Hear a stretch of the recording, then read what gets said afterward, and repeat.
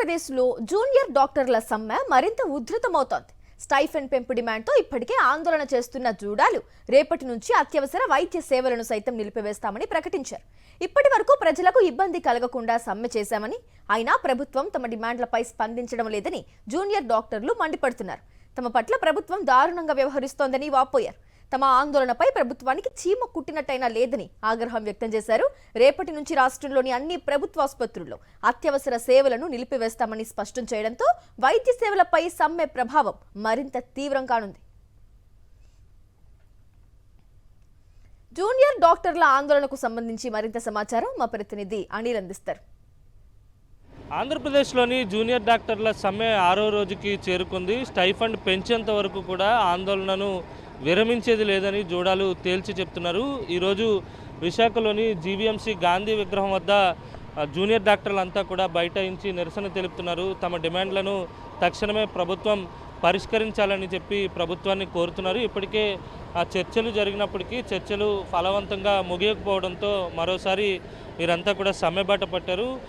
ఏదైతే ప్రధాన ప్రభుత్వ ఆసుపత్రుల్లో ఇప్పటికే వైద్య సౌకర్యాలకు తీవ్రమైనటువంటి అంతరాయం ఏర్పడుతుంది. అయినప్పటికీ కూడా తమ హక్కులు తమకి చాలా అవసరం అని చెప్పి జూనియర్ డాక్టర్లంతా కూడా ఆందోళన చేస్తున్నటువంటి సందర్భం కనిపిస్తోంది. ప్రస్తుతం మనతో పాటు జూనియర్ డాక్టర్లు ఉన్నారు, మాట్లాడదాం.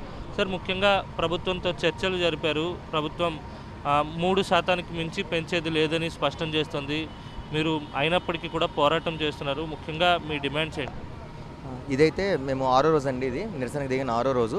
ఇప్పటిదాకా అయితే గవర్నమెంట్ నుంచి స్పందన మాకు నిన్న కూడా మీటింగ్ పిలిచారు. నిన్న కూడా ఎస్ఎంసీ వాళ్ళు, జిఎంసీ వాళ్ళు, మా ఏఎంసీ నుంచి కూడా ఒక జోడా నుంచి ఒక రిప్రజెంటేటివ్ వెళ్ళి మాట్లాడడం జరిగింది. వాళ్ళు ఏమైతే చెప్తున్నారంటే మేము 3 నుంచి 5% మాత్రమే ఇవ్వగలం, దానికి మించి మేమైతే కనీసం మేము పెంచలేము, ఎందుకంటే ఆర్థిక పరిస్థితి బాగాలేదు అంటున్నారు. కానీ మేము చేసే శ్రమకు కానీ మాకిచ్చే గౌరవం కానీ ఏది సరిపోవట్లేదు. బేసిక్గా ప్రభుత్వానికి సింప్లీ అండి, మేము ఇన్ఫ్లేషన్ ప్రకారం 30% అడిగాము, మా దగ్గర డబ్బులు లేవు, ఇవ్వలేమంటున్నారు. పోనీ వాళ్ళు ఇస్తామన్న 15% ఇమ్మన్నా అది కూడా మా దగ్గర డబ్బులు లేవు, 3 తీసుకోండి అంటే ఎలా అవుతుంది? వాళ్ళు ఇచ్చిన మాటే కదా అడుగుతున్నాము. ఆ మాట కూడా మేము చేయలేము, మా వల్ల కాదు అంటే అప్పుడు మాట ఇవ్వడం ఎందుకు? అంతే కదా, అప్పుడు మాట ఇచ్చి ఇప్పుడు వెనక్కి దాటడం ఎందుకు? మేము దానికి మాత్రం అసలు అంగీకరించేదే లేదు. మా డిమాండ్స్ ఈ 3టిని ఒప్పుకొని రిటర్న్గా ఇస్తే తప్ప మేమైతే స్ట్రైక్ ఆపమండి. వచ్చే స్టైపెండ్ అయితే 60,000 అండి. అంటే ఓన్లీ ఇప్పుడు సింగిల్గా ఉండి హాస్టల్లో ఉంటున్నారు వాళ్ళకి అంటే జస్ట్ కరెక్ట్గా అటు మిగలకుండా ఇటు మిగలకుండా సరిపోద్ది. కానీ పెళ్ళైన వాళ్ళు, ఇంట్లో మమ్మీ డాడీ ఏజ్ అయిపోయి చూసుకోవాల్సిన వాళ్ళకైతే ఆ స్టైపెండ్ అయితే ఖచ్చితంగా సరిపోదు. మేము న్యాయంగానే అడుగుతున్నాము 15% హైక్. అది వాళ్ళు ఇస్తామన్న హైకే. మేము యాక్చువల్లీ 30% అడిగాము, అదైతే కుదరదన్నారు. కాబట్టి సరే మీరు ఈ సంవత్సరం నుంచి న్యాయంగా పెరగాల్సిందనే పెంచండి 15% అని మేము అడిగాను. అది కూడా పెంచకుండా 3% పెంచుతామంటే అసలు అది జస్టిసే కాదు.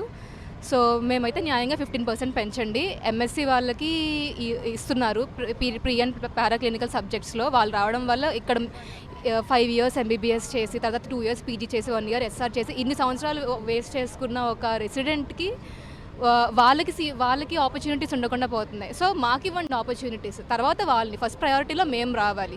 అలాగే రిటైర్మెంట్ ఏజ్ కూడా లిమిట్ చేయాలి. ఈ 3 మా డిమాండ్స్, 3 న్యాయమైనవే. ప్రభుత్వం సానుకూలంగా స్పందించే వరకు ఆందోళనను విరమించేది లేదని, సమ్మెను కొనసాగిస్తామని, రేపటి నుంచి పూర్తిగా ఎమర్జెన్సీ వైద్య సేవలను కూడా బంద్ చేస్తామని చెప్పి జూనియర్ డాక్టర్లు చెప్తున్నారు. ప్రభుత్వమే 15% పెంచుతామని చెప్పి మాట ఇచ్చింది, ఆ మాట నిలబెట్టుకోవాలని డిమాండ్ చేస్తున్నారు. విడుదల శంకర్తో కలిసి అనిల్, సాక్షి టీవీ, విశాఖ నుంచి.